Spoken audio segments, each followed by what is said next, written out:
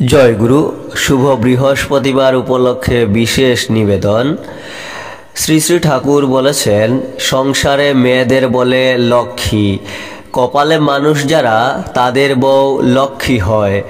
আমার কপাল ভালো, তাই বড় বউয়ের সঙ্গে বিয়ে হয়েছিল। এই বড় বউ কি কর্তামার কাছে কম গাল খাইছে? গালায়ে ভূত ছাড়াইয়া দিতেন, ও চুপ করে থাকতো, টু শব্দটি করত না। বুঝে বুঝে হাতের কাজ কারে করত, তাতে কর্তামা খুব খুশি হতেন, আদর করে খাওয়াতেন। এত সব পাশ করে আসে, তবে না আজ বড় বউ বড় বউ। মেয়েদের বড় ইউনিভার্সিটি বিশ্ববিদ্যালয় হলো তাদের শ্বশুর বাড়ি। শ্রী শ্রী ঠাকুর পরিবার জীবনের কথা বলতে গিয়ে বলেছেন, বড় বউয়ের মতো মানুষেই দেখি না। আমার খুব শ্রদ্ধা হয়।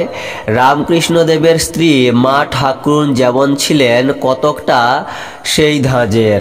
আমার বিয়ে হয়েছে 18 বছরে, তারপরে এ পর্যন্ত আমার তার সঙ্গে কোনোটা নিয়ে বাঁধেইনি প্রায়। কার কথা মতো বাড়ির ভেতরের গাব গাছটা কেটেছিল, সেই দিন আমার রাগ হয়েছিল। তাছাড়া আমার মনে কোনো ব্যথাই দেয়নি।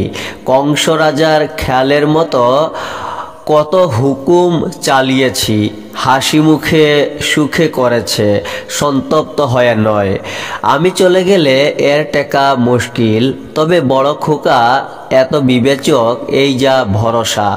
ভগবান করুন এরা বেঁচে থাকে, সুস্থ থাকে।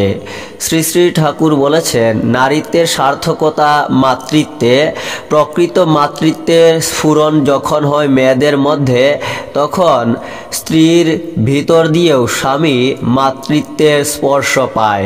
সন্তানের স্তুতি ও পুষ্টির জন্য মায়ের যেমন একটা পাগল পাড়া রকম থাকে, স্বামীর জন্যও তখন তেমন হয়।